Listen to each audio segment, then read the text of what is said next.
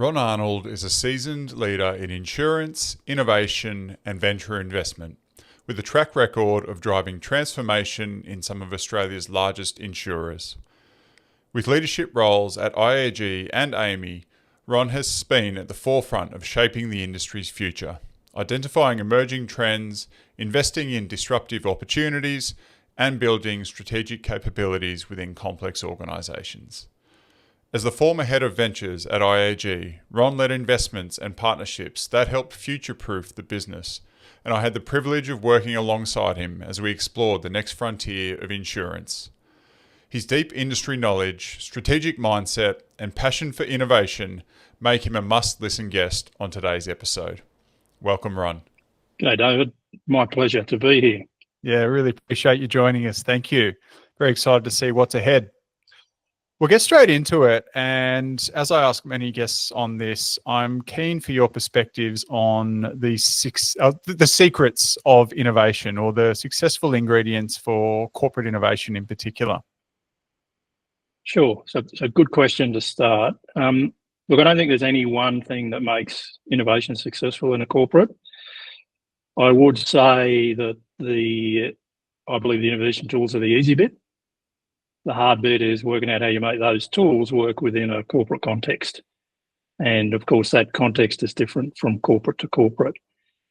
Having said that, I think there are some critical elements that need to come together, if you like, in the recipe, the innovation recipe, to consistently bake good cakes. Maybe I'll let the headlines, and then if we want to dive into some of the detail, we can do that. So, look, these are a series of things. They're interrelated. I don't know that any one's more important than the other, but if you pushed me, I could probably pick one or two. So the first thing is you need buy-in from the top of the organisation. By buy-in, I mean real buy-in. You need clarity of mandate. So what is the innovation function or the innovation focused on and trying to do? An oldie but a goodie, you need the right people. Critical, got to have the right people. And you got to have the right process. And when it comes to innovation, process is your friend. So they're sort of the headlines which have to work in combination for innovation to be successful. Yeah, I agree wholeheartedly. We might dive in to each of those just a little bit. Sure. Even just maybe starting with the end around process. I'm a big advocate for process as well, and I think innovation, to people who don't work in or haven't been close to innovation, can sometimes feel like it's just fun and loose and unstructured. And as you say, like that is the enemy of innovation. I think good process is critical. So I might just, if you can start with that and maybe work your way backwards. Yeah. So the best innovators are disciplined and they're good at process. And I sort of think about that process. I use this term, innovation scaffolding. So you need a scaffolding within which the innovation is going to work within the organisation. And that scaffolding for me needs to solve several problems, but one problem in particular. And that is, how does the innovation effort, how does the work the innovation team does work within the sort of risk-averse, rules-driven corporate? So how can they do their work, get momentum, get traction within an organisation where there are a lot of rules, and those rules are designed to protect the organisation and stop variation? And of course, a lot of innovation is about doing things differently. So we've got an organisation that's got lots of departments and lots of people who are trying to make sure that people follow the rules, and then we've got an innovation function trying to do things differently. So you've got to get that scaffolding right so the innovation can work within that context. And critically within that, a lot of that's about sort of decision rights and authorities of the innovation function, and making sure that they can action those decision rights and authorities whilst not blowing the organisation up, right? So whilst working within the risk appetite of the organisation. And that's what the process has to solve. So for me, the process isn't so much about the innovation tools, it's more about how those tools work within the corporate context of the corporate. And you've got to make that work, otherwise you're going nowhere.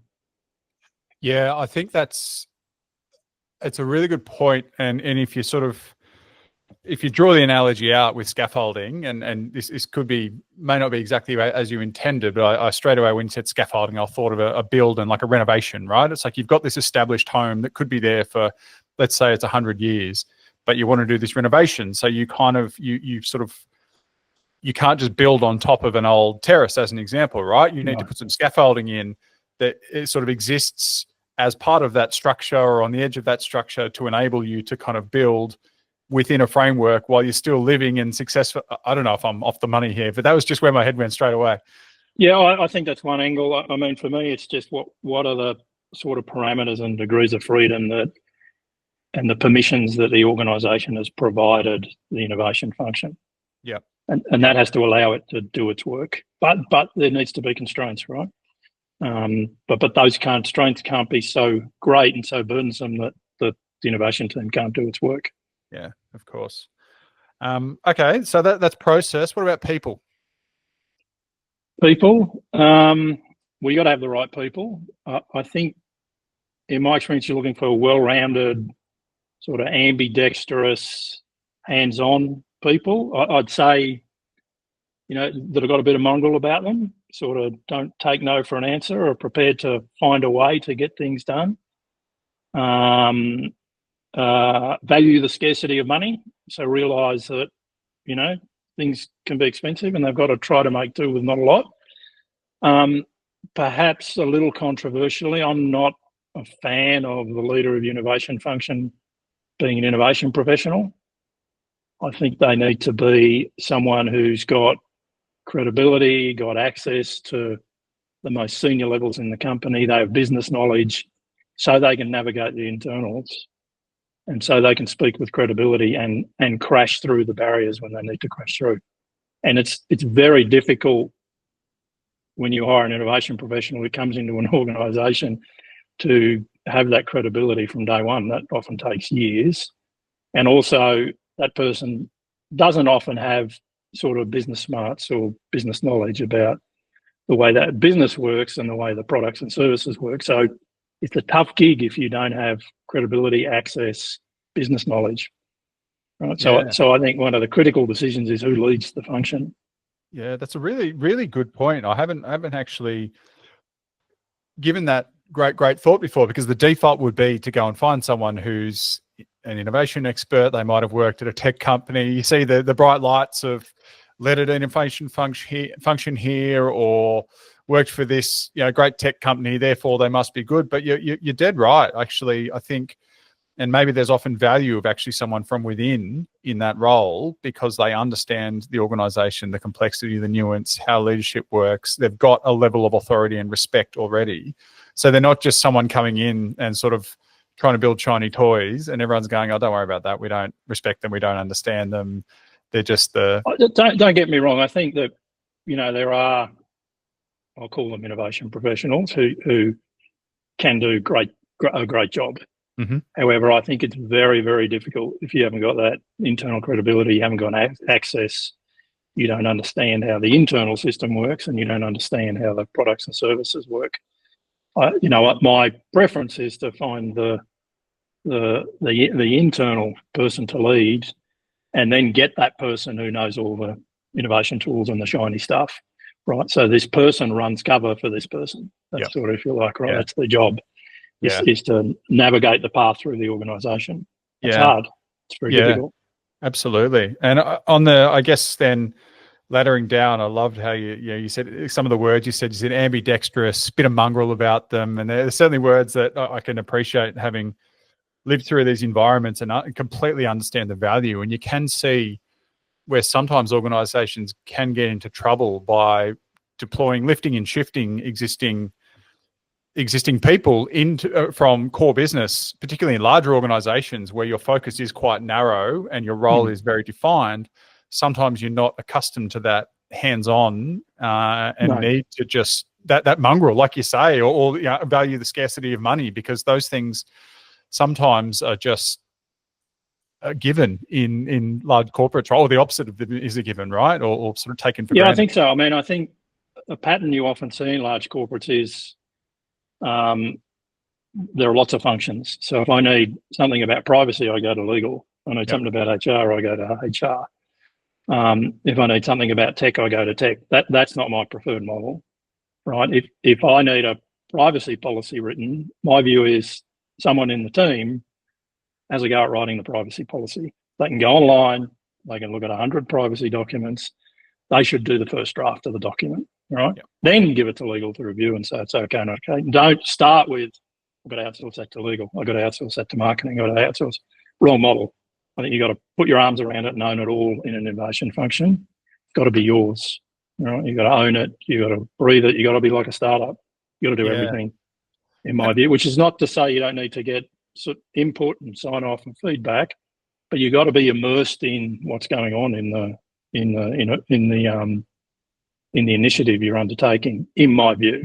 Yeah, no, I do agree with you a lot there, Ron, and I think that also goes hand in glove with process and I would say context of the organisation. So I have worked in an organisation where exactly what you've just described was encouraged, expected of people working in innovation function, and you know, personally, that's what I love about working in innovation is you get that breadth of just you're writing a PDS one time, and then an hour later you're developing a market campaign, or you're interviewing a customer, or whatever it is. You've just got the hands-on kind of that approach, or you're trying to hustle someone in the business, or whatever it might be. I've also worked for organizations, inside organizations, where there's been less clarity on that independence, and it probably comes down to some of that sort of mandate and process that you're sort of talking about, is that it wasn't necessarily clearly defined that we're going to do this. So it was, you might have an existing marketing team who's just used to doing all marketing for the business. Correct. And they work in this way. So to get that done, you need to go through this process. You've got to submit a brief. You've got to do this thing. And that can actually really hamper innovation capabilities if that's not well utilized or defined or understood, or have that kind of that shared. Maybe a couple of examples. So I had when I was working at IAG, we're looking at telematics and we're looking at crash response, right? So a guy who was working with me, Ben, won't mention his second name, but if he watches this, he'll know who it is. We were trying to work out whether the tag actually did the job. So when there was a crash, that a notification was sent and what was sent. So one option was to crash a car, right? So you can imagine within a corporate all the complexity in trying to work out how to do that, leaving aside the cost. What he worked out was he went away one weekend, he came back on the Monday, said, I've solved it, I've done it, I've worked it out, it works. I said, what'd you do? He said, I bought a remote control car. I strapped the tag to the top of the remote control car, crashed it into a wall. It worked, right? So he came up with a solution. So it was a $300 solution, not a $10,000 or $15,000 solution. Similarly, when we were working on a couple of new products, we were trying to work out the sort of branding and the marketing and the logo and all that sort of stuff. The traditional marketing process was A, slow, and B, expensive. We're talking months and tens of thousands, not days, and a few hundred. We ended up using Fiverr, right? We went on to Fiverr. Within 48 hours, for $500, we had a logo, we had a brand treatment, we had the whole shooting match. Yep. Right. So it was just thinking differently about how to solve problems, and your people are the people who drive that for you. Yeah. Right? So you got to have people who think a bit that way and can find solutions. Yeah. Okay. And then, well, maybe then jump to buy-in from the top, because I think there's probably a link there, not only about you sort of, you've got to have that senior leadership support. Or you said buy-in, you said you mean buy-in, so keen to dive into that. But I think that also comes with, I guess, enablement and understanding and things like that from the top, in terms of that it is quite a different environment that you need to operate in to succeed in this kind of space. Yeah. So as I sort of mentioned, I think you need real buy-in from the top, and the top's more than the MD or CEO. It's the exec team, it's the board, and it's senior leaders, right? They have to believe what the innovation's trying to do. They have to value its role, and they have to support it with their actions, not block it with their actions. So if you're in an environment where it's, the passive aggressive nodding the head, yes, yes, yes, yes, but then when you leave the room, it's no, that's a hard place to work in, right? So, and that like most things in corporate, it comes from the top. And as I said, by the top, I mean the top layer, not the top person. Now that's never going to be perfect, but you need to be more towards everyone buying in rather than less. Otherwise, it's going to be difficult. Yeah, absolutely. And then with that, I guess hand in hand with a mandate, right? Is what's the expectation of what this function or capability or team is expected? Yeah, I mean, what's the focus? So, is it continuous improvement? Is it to the core, or are you looking much further out in business models and new capabilities? Are you trying to disrupt, put your own business out of business, or you're trying to find new revenue lines? Are you prepared to work with startups, or is everything going to be done in-house? Right, you got to get some of these at a minimum principles worked out. Otherwise, it's quite a diverse range of things you could do. And critically, that mandate needs to be symbiotic with the strategy, right? So it needs to make sense to people. And I think once your innovation function is running up, it's actually a two-way street. So the innovation work should inform strategy, and the strategy should inform the innovation focus. So if the innovation effort is identifying new things of interest, that should be being fed into the strategy function. But equally, the strategy function should be identifying areas of interest that, some of which can be pursued through the innovation effort, explored, experimented with, etc. So making sure the organisation's clear on that is very, very important. And critically, the innovation function's clear. So it's not off on a frolic looking at things the organisation has no interest in. Yeah, well, I've been there, done that, and it is, like you said, a hard environment, and they generally don't last all that long because it's pretty easy to pull the funding when there's a misalignment or confusion with strategy, or you can't get the runs on the board because the organisation is just not aligned on what you're trying to do, right? Yeah. Okay, so if they're the core ingredients to make great cakes, what's getting in the way? Why is it still so damn hard? And why are not all that many organisations doing it well? Good question. Well, it's not the lack of innovation tools, because they're out there. At the risk of offending some people, they're not that hard to understand and use. It's not, in my experience, the absence of ideas. There's always ideas. For me, the most common barrier I see is just a lack of thinking and a lack of effort in the setup about getting that scaffolding right, so that the sort of decision rights for the innovation function and how it works within the broader context of the organisation is set up to give you a chance of success from the outset. So when you don't do that, you bump up against, and what some organisations tend to do is apply the big business rules to the innovation effort. And, as I sort of mentioned, those rules are set up to protect the big machine from variation and making mistakes. But they tend to be slow and cumbersome, and they're almost certainly mismatched with what innovation's typically trying to do. And that's do things differently and break the rules, if you like. And that's why you've got to get that scaffolding right, so that you can give the innovation effort a decent chance of moving quickly and being successful. Otherwise, I just see very often the innovation efforts just get stuck. They get stuck in the treacle of the organisation. Yeah, that was what I was going to ask my next question. Have you seen examples of that where that scaffolding hasn't been set up? But maybe an evolution of that extension of that question is, I mean, inevitably you're going to make mistakes, even trying to set up that scaffolding, right? It's not going to be perfect from day one. No. But it's actually critically important to spend that time because, as you well know, sometimes in these spaces, the kind of, even though there might be that buy-in and that kind of mandate, is that it is an easy, often, particularly if your innovation function is focused on growth, it's an easy function to sort of, it's an easy lever to pull, right? To say, okay, well, we've got some cost pressures here. We're going to have to, marketing's another budget line that can often feel the impacts of, particularly when you're in productivity cycles, etc.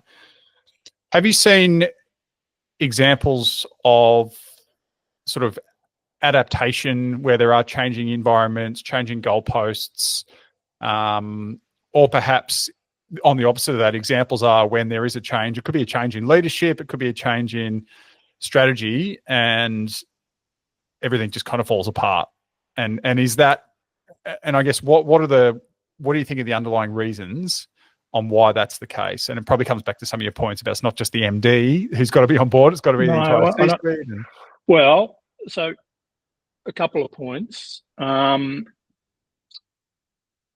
If the strategy is robust and it's believed by a lot of people, then if that strategy has a role for the innovation, then it's got a better chance of surviving in that circumstances you described. The reality is that, often when leaders change, often very senior leaders, these types of functions can get a breath of fresh air or they can get closed down. All right? That's just a reality. So in my view, once again, and I'm putting a lot of pressure on the scaffolding here, the issue of funding is part of the scaffolding. Right? So I'm a fan of minimum of 3-year, but more like 5-year budgets. Why? Because we know that when business conditions are tight, when revenue's down, when there's a cost blowout, when there's a change of leader, often the first thing that goes looking is where can we cut costs? And one of the very first things to very often go is innovation efforts. And as you correctly say, followed by marketing, followed by offsites, followed by travel, right? So there's sort of normal things that happen, right?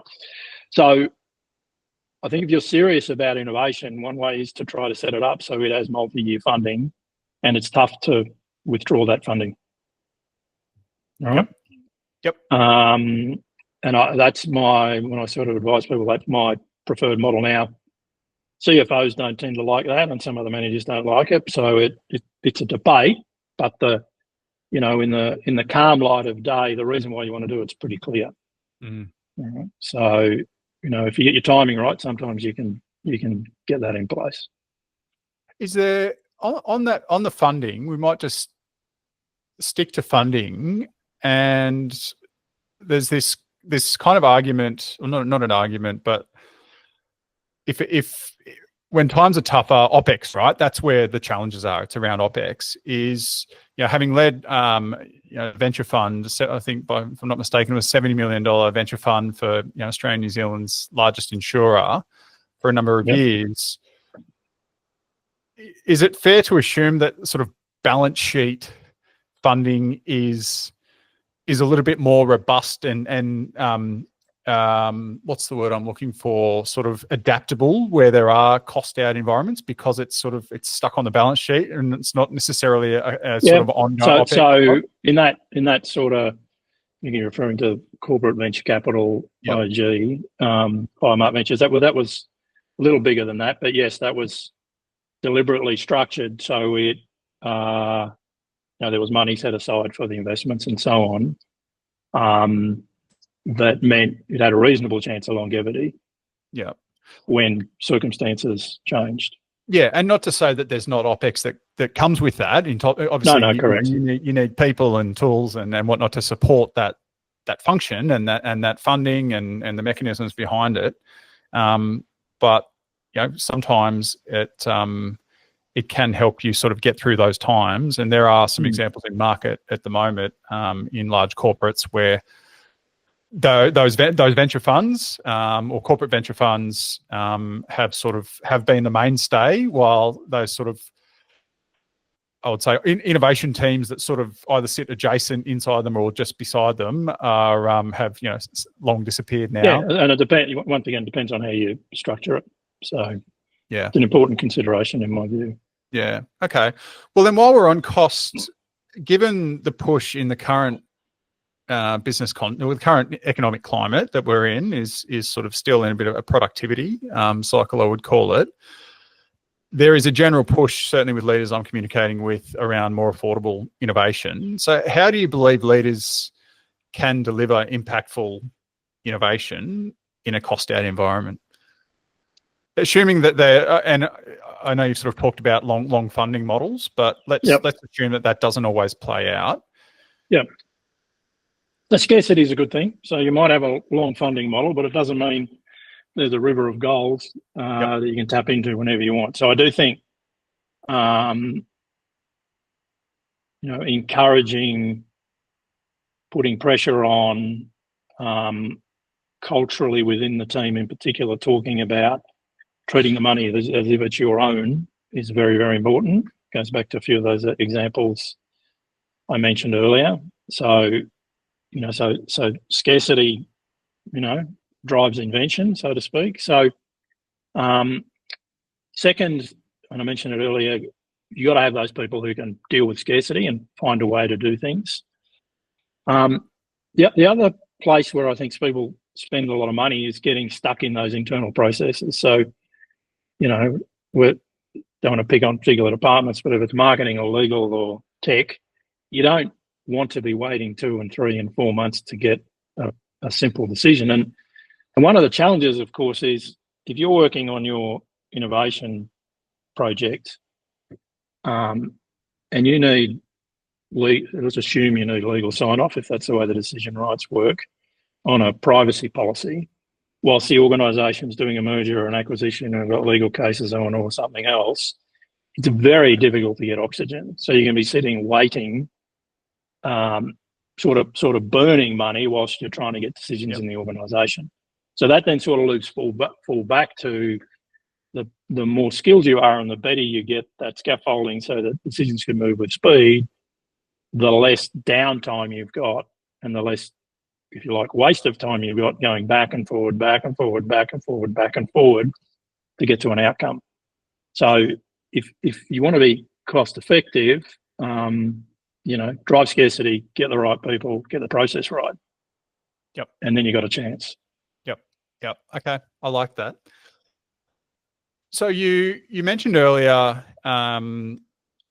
somewhat of an unpopular opinion. I do wonder if you have any unpopular, may or may not be the right word, but opinions that are somewhat different to the grain. And I'll say across, it could be executive leadership, across the innovation community, or across insurance leadership. Yeah, so I think the first one we touched on, so who's the leader? Doesn't have to be an innovation professional. Second one we've also touched on, I think, which is multi-year budgets, to lock the money away, set it in place. Doesn't mean there's not gates to get to it, but you need to lock it away. Perhaps another one which I think is interesting is sometimes I see innovation functions sitting in operational functions. All right. I think that can be okay if the type of innovation you're doing is sort of more at the continuous improvement end of the spectrum. I think it's more difficult if you're looking to build new business models and very different products and very different capabilities. And maybe, I don't know, I have an analogy I use here, and this is, I sort of think about factories. So if the business is a factory, right, and you're trying to get the machines to run a bit better and, improve the process and the fact and do that sort of stuff, then, that close proximity of sort of the operational leaders and the people who are doing that work day to day is very important. That's how you get it right and you can execute it quickly and it delivers value. I think it gets very difficult if you ask those same people to build new factories. Yeah, of course. Right? So if they've got to run the old factory and build a new factory, I haven't seen that work, right? So if you're thinking more about that disruptive, further out, new business model, new capability, very new product capability, I think it tends not to be cost effective or successful to try to get a lot of operational people to run that and do that. I think you got to pull it out. You got to focus on it. So you need that focus. You need that different sense of energy and drive. Sometimes remember, when you're looking at those new business models, you're going to challenge long-held views. You might challenge the existence of certain functions, departments, or practices. So it's tough, right? It requires a different thinking. So, thinking about the type of innovation you're doing is very important because it'll impact on the way that you approach the model and your chances of success, and where you locate it. Right? Is it in the operation or is it separate? Yeah, look, you're hitting all the heartstrings with me here, Ron. I think this is bringing back old scars, and I'll share another example without sort of mentioning names. But one of the things that I've come across in the past that was particularly difficult was we had a really strong innovation team, and we had a good flow, we had good processes, we had good support from the business. But the way that we were structured, it comes back to that scaffolding, was that the way that we'd been set up is we still had a dependency on certain core functions. So we had dependency on digital, we had dependency on marketing, we had dependency on legal and a bunch of other functions, right? And sometimes that's just the way it's structured, the way it's set up. The challenge that comes with that is that, and I use insurance as an example because it's an industry that we both know, is that if you're an insurance business and you work in, I'll use marketing, I'll pick on marketing as an example, you know how to market a scaled insurance product, right? If you're a big insurance brand, that's what you know how to do. You know how to market that. If you've got this other team that's sort of trying to disrupt, or they're looking out further horizons or different business models, how you market insurance and how you market that new business model or that disruptive business model, and just the fact that it's just a fledgling concept at this point, is very, very different. So when you do rely on and you kind of mash those things together, that's when it can become really tricky and really difficult, expensive, slow, but also ineffective, right? Because sometimes you just go, we don't need a damn TV ad, we don't need billboards for this thing, we just want to run a social campaign for $500 and run it for a week and just test this theory, right? So I do agree that I think it's I think it's a real trap to assume that when you set an innovation function up, that it will be able to leverage the capabilities and services of the big machine, right? And one is it a priority? Two, is the mindset the same as the mindset of innovation people? Yeah. Right. Yeah. And dare I say it, more often than not, it doesn't work. Yeah. Yeah. I haven't seen it work. I haven't seen it work successfully. Look, right. I'm sure there are examples. I certainly haven't lived them. It's either, I think, the more independence you have, and those really strong guardrails where you know where you can and can't play, what you can do, what you can't do, what you can fund, what you can't fund, just gives you that ability to just move fast, test things, break things, but break them in a safe environment that's not going to make. I mean, I will say, I should caveat that by saying if you're doing stuff close to the core, right? I think that's sort of what, because that's business as usual plus a bit. Yes. Right. So that's sort of okay. The machine gets that. You're not taking big strides away from what you used to. Yep. But when you push out further, it gets harder quickly. Yep. Yeah. And there's a lot of opinions, right? And when and if you combine an opinion with a decision, right, you don't always end up in the right spot. Yeah. So maybe on that, I'll sort of put you on the spot here around decision making and governance. We haven't sort of spoken at length about that. I'm a big advocate for, I mean, it links in with process, I guess, but like good governance around, actually links with all the things you've said around good governance. And I think I'm a believer that involving the business or the people that you are dependent on, the leaders that you're dependent on, either for funding, people, capabilities, whatever it is, access to customers, whatever it is, should be involved in that decision-making in some sort of advisory capacity, decision-making capacity, whatever it is. But with that can come a mindset, right? And opinions and things. So I think that there can be clashes there, but I'm keen, if you've seen that sort of work well, or if you've got a belief sort of either way on sort of governance and when you are in a large corporate, how you can sort of get things moving effectively. Well, it's tricky, right? So my belief is, if you've recruited the right persons, if you've got the right scaffolding in place, then what your governance is about managing risk, right? And so what you're trying to understand is, with the initiative or initiatives that are being proposed, what's the risk to the organisation? Now, these are innovation efforts, that realistically, it should not be spending amounts of money which are going to send the organisation broke, right? So in some respects, I think you've got to park it and say, a board member said to me once, I'm going to assume the money's lost. But what I want to know is, what have we learned from it, and can we make any money out of it, and so on. So then what becomes important is risk. So in my mind, what your governance should be about is getting to the surface. What are the risks associated with the initiative? And there are two principal ones.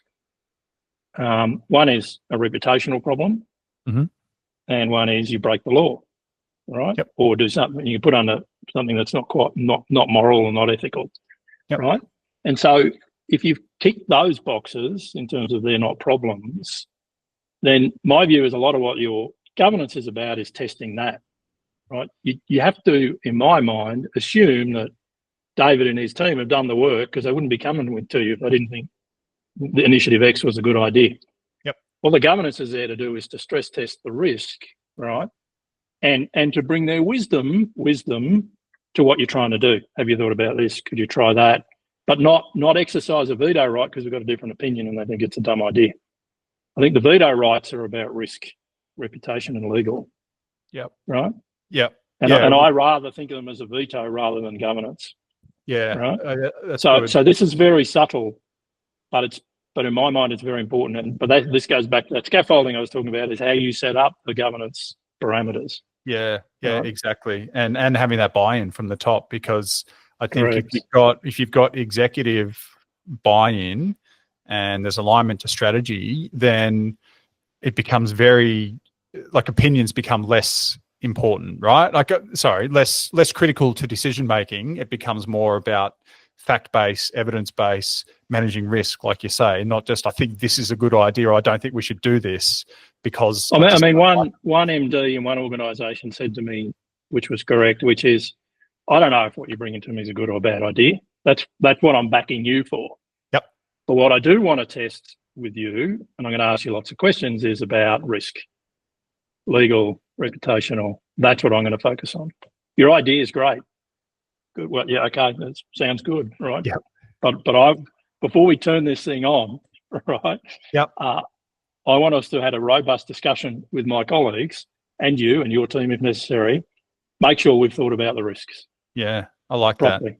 Right, and so that's not a normal model. Often you end up with MPVs and DCFs and TAMs and all. Yeah, okay, all important, but no one knows what they actually are for these things. You can go, yes, there's a big market. No, there's not. That's about it. That's about as accurate as you can be with a lot of this stuff, right? So I do wonder, just sort of thinking aloud here, if businesses that are inherently about risk, again, like insurance, where risk is part of their DNA, if that lends itself as a competitive advantage in the wider landscape of, if you've got that structure right, then you've probably got a CEO who is that is their that's their MO, right? Is like, we just need to assess the risk. What's this? What do you know what I mean? Like that's kind of inherent. Yeah, it's a risk appetite question. So I think certainly increasingly in financial services and other industries, the importance of risk and risk profiles and risk management and risk appetite is probably on an upward trajectory, not a downward trajectory. It's hard to do well, but I think, if you went back a decade, the maturity about risk discussions is very different than it was today, is different than it was 10 years ago. And, when it comes to innovation, we're talking about risk appetite. Absolutely. That's what's your risk appetite? Are we prepared to launch this product and cannibalize one of our existing products? Yep. Right? It's a risk appetite sort of question, right? Yep. It's not reputational, it's not legal in the first instance. So, that's for me where the real dialogue is. And you've got to build a scaffolding, much overused word in this discussion, that enables that. Right? And so if I go back to who needs to lead, it's hard for an innovation professional doesn't understand the business to have those sorts of discussions about risk. Certainly not in the first year anyway. Maybe in year 3, yes. So you can sort of see how this system, in my mind, has to fit together. Yeah, absolutely. To work. Okay. So then looking to the future, you've sort of talked about risk is on an upward trajectory, and I'm sure many businesses would attest to that with their regulatory costs and capabilities, risk, etc. What do you think the future holds for innovation inside complex organisations? And I might, if you can maybe just add in a lens of insurance in particular, that would be great. Yeah. So look, I mean, I've worked in large corporates and I've ran strategy departments and I run lots of other functions. But I think today, the capability, which is innovation, however defined, whatever shape or flavour it takes, is something that organisations need to have or develop. All right. I just can't see how going forward, not having a focus on it and a capability in it is a recipe for success. The world's moving fast. Things are changing fast, whether it's, digital or technology or AI or new sources of data, there's a lot changing. So you need to be able to keep pace with that and leverage it to stay relevant, make money, service customers, keep your partners happy, keep your people happy. So I think it's a real capability now, whereas going back in time, it probably was never really thought about as a capability. It was the CEO's sandpit. It was a nice thing. So my view is that thinking needs to change. I'd say also something we haven't touched on is I think the corporates that are or will be good at innovation will be good in tapping into what's happening outside of the organisation and bringing that outside world into the organisation in an effective way. Yep. There are so many early stage businesses and startups that just have a laser-like focus, a greater risk appetite than the corporate, a different level of energy. They're not burdened by bureaucracy, that are making inroads into things in a way that corporates just can't do. Yeah. Just can't match that, right? So I think part of that innovation capability has to be, how do we engage with, harness, leverage what these early stage businesses are doing to stay relevant? Yeah. And so, doing that, I think, is another important lens or lever. When we think about insurance, something I'm quite familiar with, although some of our recent work's been with non-insurers, it's sort of in the sweet spot of some of the things that are going on. So it's a data-rich business, right? And there's the explosion of data and new sources of data goes on and on and on. It is heavy, has a heavy analytical bias or requirement, from pricing to understanding risk to managing claims costs, etc. It needs to understand what's going on, and analytics is a big part of and has been for a long time. Clearly, AI is, like all industries, has a role to play. And there's a lot of capabilities that are being built outside the insurers, which they can leverage, right? So whether that's sort of telematics type things or computer vision, etc., these are all capabilities that the modern insurer will need to be good at. Yep. Right. So the modern insurer has to work out how to access and learn about and leverage and do those things, once again, for the benefit of customers, shareholders, and so on. So I think insurers, like everyone, I don't think they're unique, but they stand to benefit a lot if they can be good at innovation. And I think they run a risk of falling behind if they're not. Yeah, I agree, and it's interesting in the current context. Certainly in the Australian environment, with what I'm sort of seeing is, I guess, to circle back to some of our earlier conversation, where it's a very easy function to turn off, to scale down in a productivity cycle. As we know, insurance has been, I think you've sort of called it 2020, pushed through, had significant claims inflation pressures over the last few years, and had to pass that on to consumers. They've had to increase their risk capability, their data security, their cyber, all these kind of things, right? So that adds to the cost base. So it's easy to kind of, pull the levers down on some of the other growth functions. It's if you're an insurance leader now, I agree with you wholeheartedly about you need to be investing in having innovation. Just should be like a table stakes kind of thing that's just part of a business. But that is also very difficult if you're a publicly owned company, if you're not giving intra-year bottom line benefits. And you mentioned you've had a CEO before, MD before, who said, I'm just going to assume that we're not going to get anything that we get from that as a bonus, right? But what we're going to learn from it. It's an investment in learning. There might be some financial upside, but we've kind of balanced the risk on how we fund that appropriately. So it sounds like the brave leaders are the ones who are going to invest in it when their competition aren't. I think so, but there's also, innovation's a very, very wide spectrum. Yeah. Right. So there's many, many, many things you can do. There are certainly some very low-cost ways to bring the outside world into your organisation, which will challenge, encourage, stimulate the organisation to think about what might be different. So you can do that quite cheaply. At the other end of the spectrum, you can set up a sort of corporate venture capital fund and an off-site innovation studio. You can do all that sort of stuff if you want as well. So it's not.